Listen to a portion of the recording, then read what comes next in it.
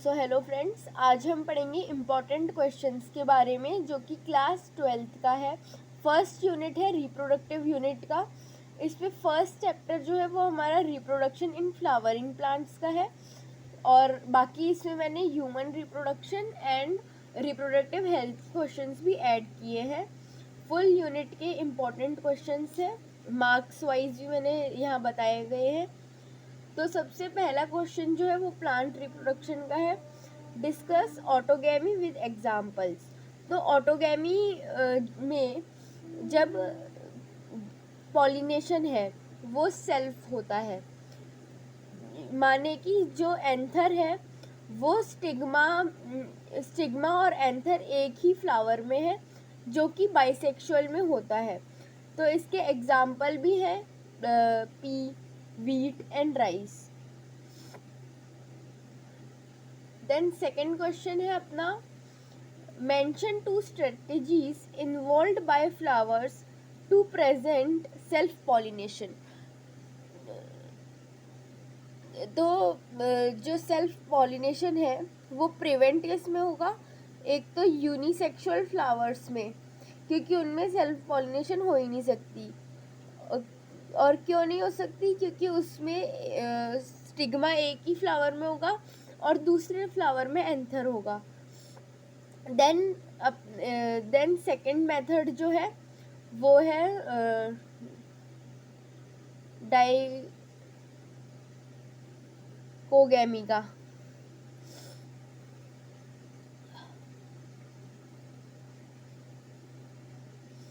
Then third है describe the development of embryo sac. तो जो एम्ब्रियो सैक है वो डेवलप कैसे होगा, इसमें ये इसका आंसर है। The nucleus of the functional megaspore divides mitotically to mitotically to form two nucleus which moves to the opposite pole, forming the two nucleate embryo sac. More substantial mitotic nuclear division result in forming 8 nucleate stage of the embryo sac. These mitotic division are strictly free. Nuclear division do not followed immediately by wall formation.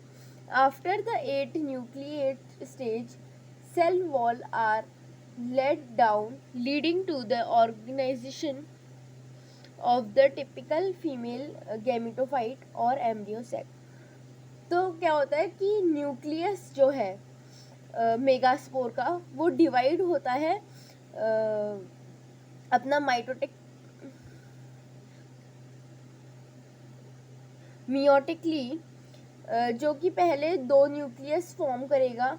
उसके बाद में वो जो nucleus है वो opposite poles की तरफ जाएंगे, वहाँ से वो वापस डिवीज़न स्टार्ट करेंगे और 4 न्यूक्लिएट में कन्वर्ट होंगे, देन 8 में होंगे और ऐसे करते करते एम्ब्रियो सैक बनेगा।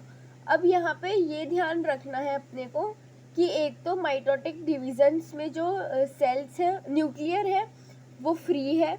दूसरा ये कि जो ये प्रोसेस है वो इमीडिएटली एक के बाद एक नहीं होता है, कुछ टाइम पीरियड के बाद में स्टार्ट होता है।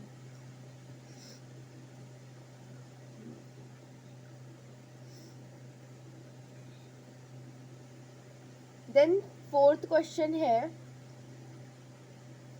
what is the importance of megaspore mother cell undergoing meiosis?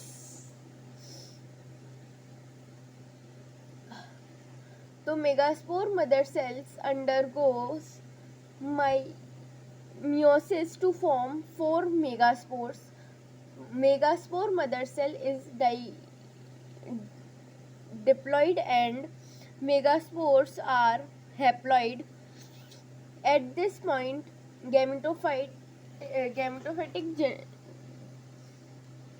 generation of sexual reproduction starts out of 4 megaspores, 3 degenerates and one, usually lower one, remains functional to form embryo sac or female gametophyte. तो जो megaspore है जिसे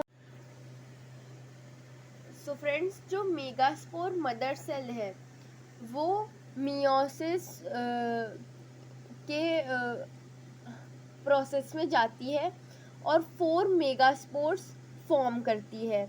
then जो megaspore mother cell है वो खुद तो diploid है, पर जो मेगास्पोर्स है वो हैप्लॉइड फॉर्म होते हैं.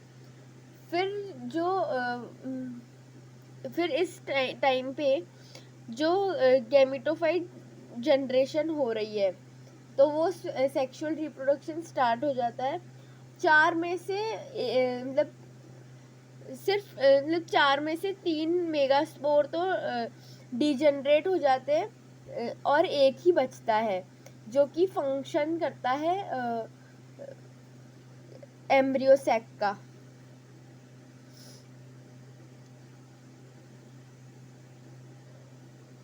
देन है व्हाट डू यू फिर नेक्स्ट क्वेश्चन है what do you understand by development of embryo in angiosperms. Support your answer with suitable diagrams.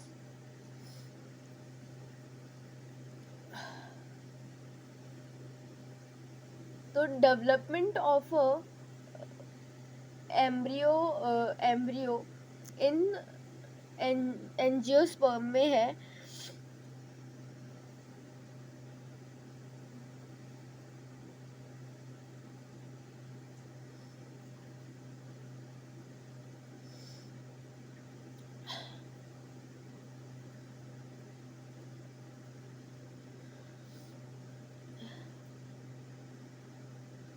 So friends, इसमें आपको बताना है कि एम्ब्रियो का डेवलपमेंट कैसे होता है. जैसे आप यहाँ देख सकते हैं कि ये एम्ब्रियो सैक है. यहाँ पे जाइगोट जो है जाइगोट डिवाइड होगा, फिर उसमें एक ऐसा पार्टीशन बन जाएगा और 2 न्यूक्लियस आ जाएंगे. एक तो होगा सस्पेंसर सेल, एक अपना होगा एम्ब्रियोनल सेल. फिर ये ऐसा हो जाएगा. अब इसमें सस्पेंसर, एक तो यहाँ पे सस्पेंसर होगा और एक ये सेल तो है ही है.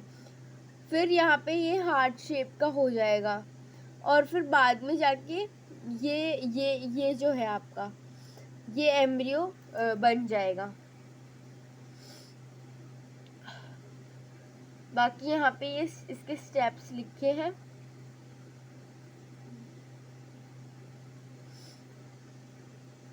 फिर आता है हमारा ह्यूमन रिप्रोडक्शन. अब इसमें सबसे फर्स्ट क्वेश्चन है differentiate between follicular phase and luteal phase of menstrual cycle.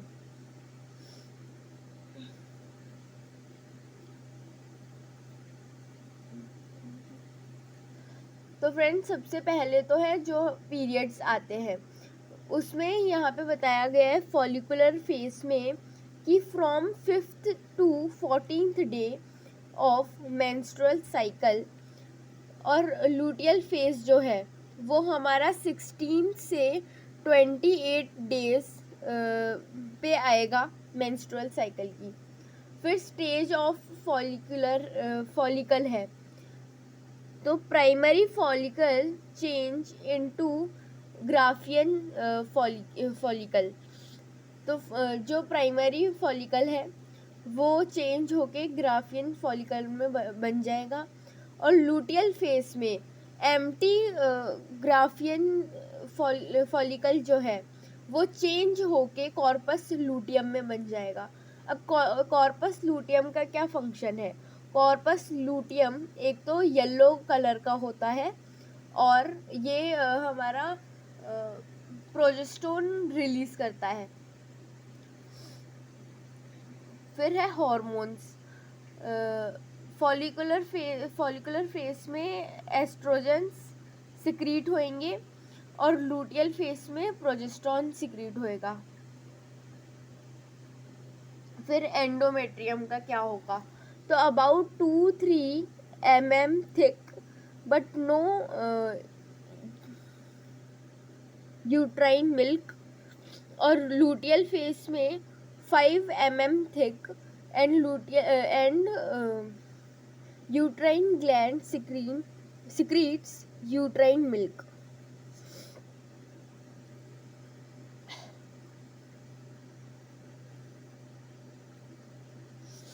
फिर हमारा जो थर्ड क्वेश्चन है, सेकंड क्वेश्चन है, वो है describe the internal structure of testis of human mail.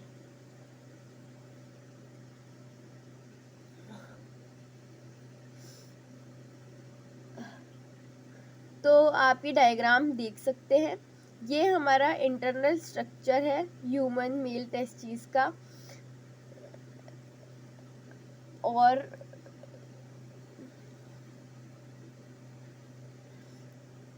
अब इंटरनली क्या होता है कि जो टेस्टिस है वो 250 टेस्टिकुलर लोब्यूल्स में डिवाइड होती है। अब ये लोब्यूल्स जो है वो इनग्रोन कैप्सूल्स होते हैं टेस्टिस की। अब इन टेस्टिकुलर लोब्यूल्स में 1 से 3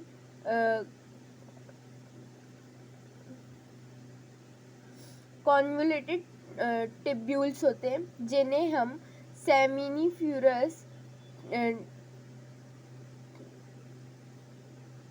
टिब्यूल्स बोलते हैं।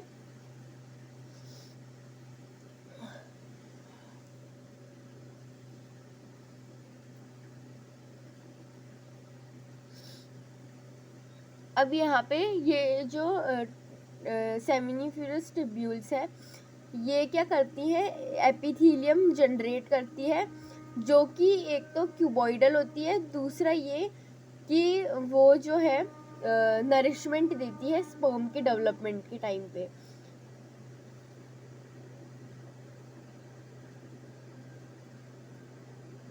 फिर हमारा थर्ड क्वेश्चन है कि फर्स्ट, थर्ड और 8th मंथ में जो फीटस है उसका डेवलपमेंट कैसे होता है, कौन कौन से ऑर्गन्स कौन कौन से मंथ में फॉर्म होते हैं। तो by the end of first month embryo's heart begin to beat and heart sound can be heard. Also limbs but optic vessels, ear vessels, liver and pancreatic buds are formed. तो जो embryo का heart है वो beat करने लग जाता है, और limbs but optic vessels, ear vessels, liver and pancreatic buds भी फॉर्म हो जाते हैं। फिर by the end of third month major organs systems are established. Epidermis begin stratified, internal coils established, external genitalia and limbs well developed, cerebellum and corpus callosum formed। तो third month के and तक major organ system establish हो जाते हैं, और external जेनिटिलिया, limbs भी well developed हो जाते हैं। साथ ही साथ सेरिबेलम एंड कॉर्पस कॉलोजम भी फॉर्म हो जाता है। अब by the end of 8th month testis descend in scrotal sacs. तो जो हमारे टेस्टिस है वो मतलब, तो जो 8th मंथ के एंड तक टेस्टिस भी स्क्रोटल सैक में आ जाती हैं और बॉडी से बाहर विजिबल हो जाती है।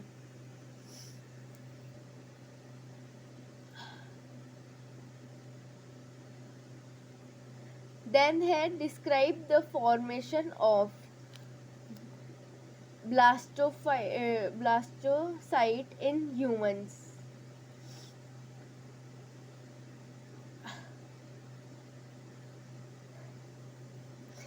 So while traveling towards uterus, the zygote undergoes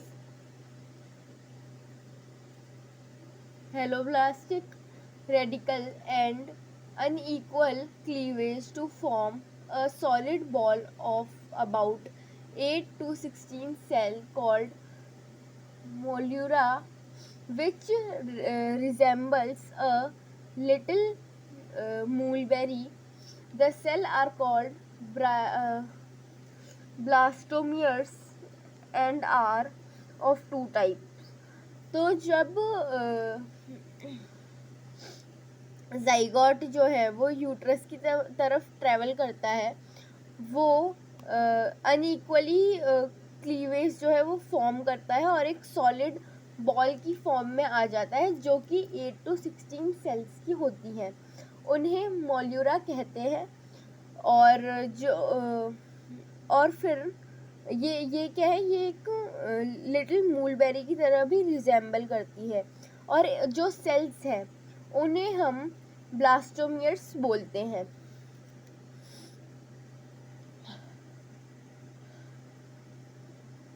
Peripheral small and transparent micromeres and central and larger macromolars.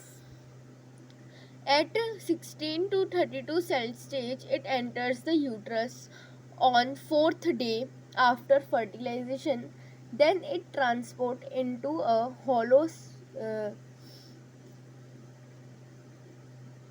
spherical structure called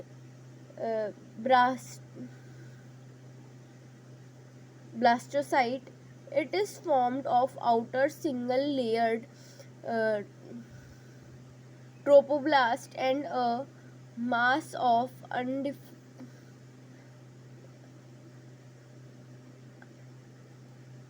undifferentiated cells called inner cell mass or embryonal lobe attached on one side of tropoblast. Cavity of blastocyte is called blastocele and is filled with a nutritive fluid created by endometrial glands of endometrium. तो अब क्या होता है कि starting में तो मतलब छोटे और ट्रांसपेरेंट माइक्रोमियर्स होते हैं और बड़े मैक्रोमियर्स भी होते हैं. अब 16 to 32 सेल स्टेज पे जब ये आते हैं तो ये यूट्रस में एंटर करते हैं 4th डे के बाद में फर्टिलाइजेशन के. देन ये जो है ये ट्रांसफॉर्म होते हैं स्फेरिकल स्ट्रक्चर में, जिनको ब्लास्टोसाइट बोलते हैं. अब आउटर जो होता है इनका, वो एक तो सिंगल सेल्ड होता है और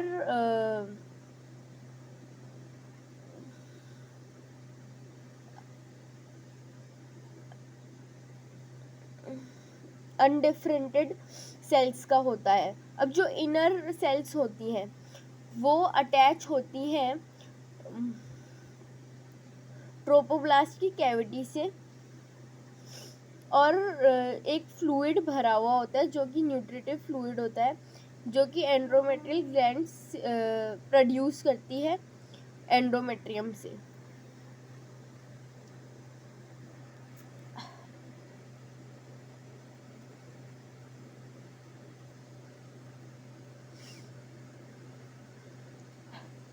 देन 5th क्वेश्चन है, discuss mechanism of penetration of sperm into an ovum.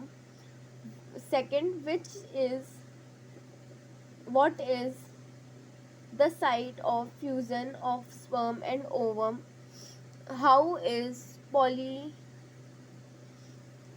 sperm prevented in humans?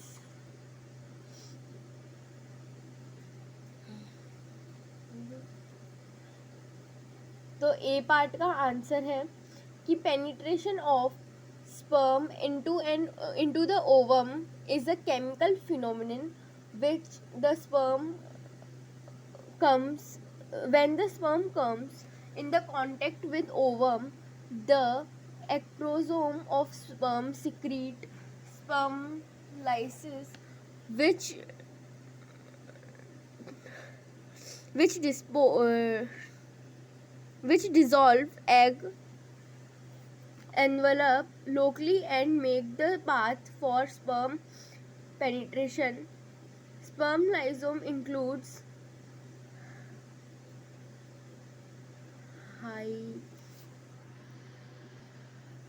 So friends, जो स्पर्म है वो ओवम के अंदर केमिकल फिनोमिनन की वजह से एंटर होता है. अब कैसे होता है? जो स्पर्म का हेड होता है उसको जो एक्रोजोम्स होते हैं वो सिक्रीट करते हैं लाइजेंस, जो कि एग जो कि ओवम के एनवलप को तोड़ करके अंदर स्पर्म चले जाते हैं. फिर जब स्पर्म चले जाते हैं अंदर, उसके बाद में क्या होता है? उसके बाद में कोरोना रेडिका जो है वो अपने वॉल को इतना स्ट्रॉन्ग कर लेता है कि उसके एक स्पर्म जाने के बाद में फिर बाकी के स्पर्म एंटर नहीं कर सकते. फिर जो स्पर्म और ओवम का फ्यूज़न है वो हमारा फिलोपियन ट्यूब में होगा. फिलोपियन ट्यूब में कहाँ होगा? एम्प्यूलरी इस्थेमेटिक जंक्शन पे होगा.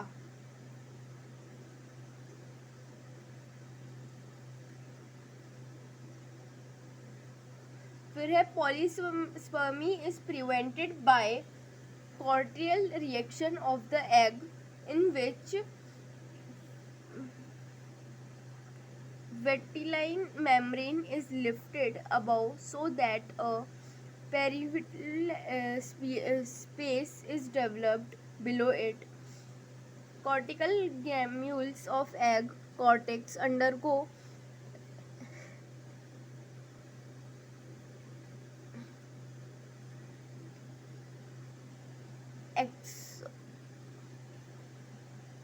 excriosis and are deposited along the inner surface of vitelline membrane, which thickens and become fertilization membrane. It prevents the polyspermy. So friends, वही बात है कि जो हमारा ओवम का जो आउटर लेयर है वो हार्ड हो जाता है ताकि बाकी स्पर्म्स एंटर ना कर पाए. अगर कोई और स्पर्म एंटर हो गया तो पॉलीस्पर्मी हो जाएगा.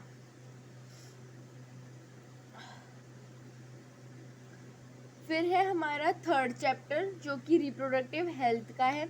इसके इम्पॉर्टेंट क्वेश्चंस हम देखेंगे.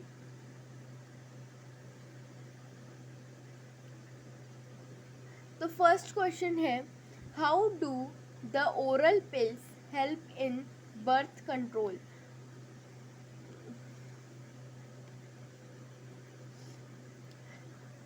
Oral pills are also called combinated pills containing a combination of synthetic progestin and estrogens, which inhibit the secretion of gonadotropin, FSH and LH from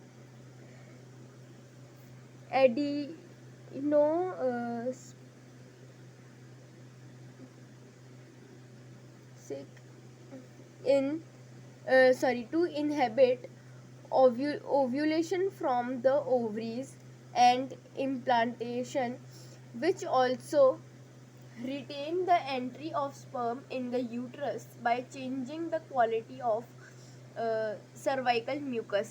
तो ओरल पिल्स जो है वो सिंथेटिक प्रोजेस्टेरॉन और oestrogen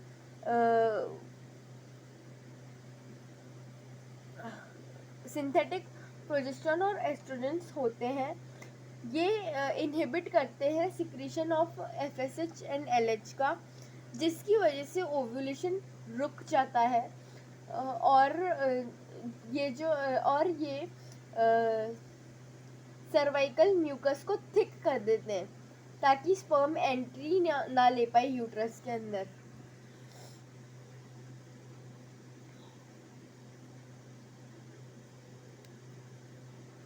then second question है,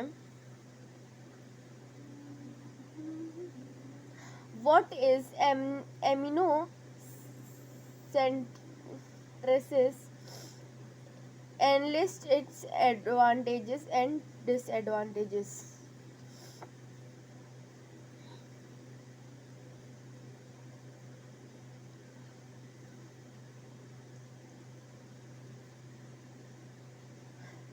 एमिनोसेंट्रेसिस जो है वो prenatal diagnosis technique है जो कि एक तो सेक्स डिटर्मिनेशन कर सकता है, genetic configurational disease and inborn errors of metabolism. तो ये क्या करता है कि ये एक प्री नेटल डायग्नोसिस टेक्निक है जो कि एक तो सेक्स डिटर्मिनेशन कर सकता है, जेनेटिक कॉन्फिगरेशनल डिजीजेस जो कि जो जेनेटिक डिसऑर्डर्स होते हैं उनको डिटेक्ट कर सकता है, और जितने भी इनबॉर्न एरर्स हैं वो भी डिटेक्ट कर सकता है। अब ये एडवांटेजेस तो इसीलिए है क्योंकि अगर जो बेबी है वो किसी भी इनक्योरेबल डिजीज़ से सफ़र करेगा इन फ्यूचर, तो यहाँ पता चल जाएगा जिसकी हेल्प से जो मदर है वो अबॉर्ट भी कर सकती है बच्चे को। पर इसका मिसयूज़ ये हो रहा था कि जो नॉर्मल फीमेल फिटिसाइड्स थी उनको अबॉर्ट कर दिया जा रहा था। तो गवर्नमेंट ऑफ इंडिया ने PNDT एक्ट इम्प्लीमेंट किया 1994 में, और जो सेक्स डिटर्मिनेशन है उस पर बैन लगा दिया गया।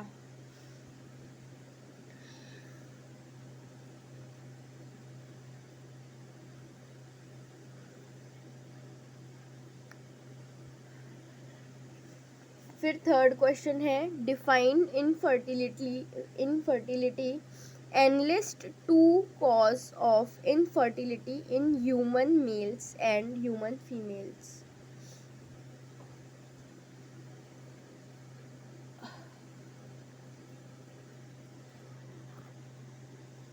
तो फर्टिलिटी जो है वो एक इनएबिलिटी होती है कंसीव करने के लिए, जो कि हम तब डिटेक्ट करते हैं जब 2 साल तक अनप्रोटेक्टेड सेक्सुअल कोहैबिटेशन किया जाए पर फिर भी कंसीव नहीं हो पा रहा है, तो हम उसको इनफर्टिलिटी कंसीडर करते हैं। अब causes of infertility in females तो ये हो गया कि अगर ट्यूबियल लिगामेंशन है या एडहीसेशन ऑफ लूबिया है। और causes of infertility in males है कि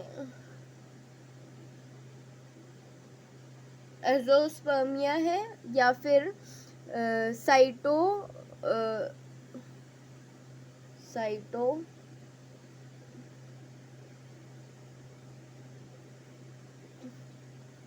काइडमस है।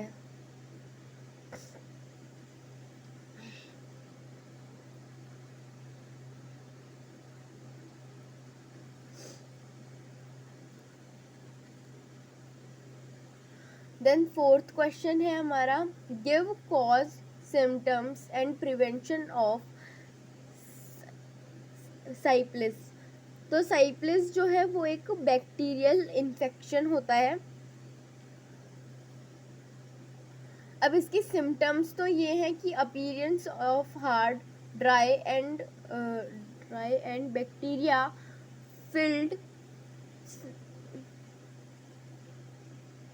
शैंड्रे ऑन जेनिटेलिया और लिप्स ऑफ और fingers which transform into large size sores called gummas. और इसका प्रिवेंशन है कि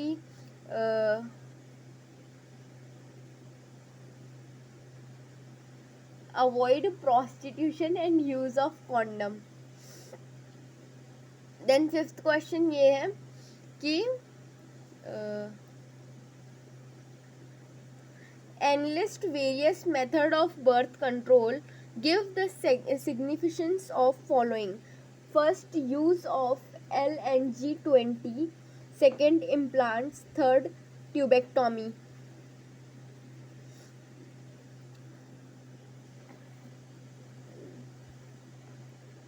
तो मैकेनिकल और barrier methods, intrauterine devices IUDs, physiological devices जो कि हमारे ओरल पिल्स होते हैं, natural methods and surgical methods. Then second part जो था वो था कि LNG-20 के बारे में बताना है। LNG-20 जो है वो हार्मोनल रिलीजिंग IUD है जो कि यूट्रस को अनसूटेबल बनाता है इम्प्लांटेशन के लिए, और ये जो है सर्विक्स को हॉस्टाइल बना देता है स्पर्म्स के लिए। देन इम्प्लांट्स जो है ये भी hormone containing physiological birth controls होते हैं जो कि प्लास्टिक सिलेंडर के फॉर्म्स में होते हैं, और इनको आर्म्स की स्किन के नीचे डाला जाता है। अब ये क्या करेंगे, ये रिलीज़ कर देंगे प्रोजेस्टेंस एंड एस्ट्रोजेंस जो कि हमारा ओव्यूलेशन को प्रिवेंट करेगा और सर्विकल म्यूकस को थिक करेगा, और जिससे क्या होगा, स्पर्म की एंट्री है वो यूट्रस में नहीं हो पाएगी। देन ट्यूबेक्टोमी क्या होता है, ट्यूबेक्टोमी जो है इन्वॉल्व्स करता है surgical cutting of fallopian tubes of female and tying the ends with surgical threads. तो इसमें क्या होता है कि जो फिलोपियन ट्यूब्स होता है उसको काट दिया जाता है और सर्जिकल थ्रेड से टाई कर दिया जाता है। तो इसी के साथ सारे इम्पॉर्टेंट क्वेश्चंस ख़त्म होते हैं। आपको इसका PDF जो है वो मेरे टेलीग्राम चैनल पे मिल जाएगा। टेलीग्राम चैनल का लिंक नीचे डिस्क्रिप्शन बॉक्स में मिल जाएगा। So that's it for today guys, I will meet you in the next video and thank you for watching.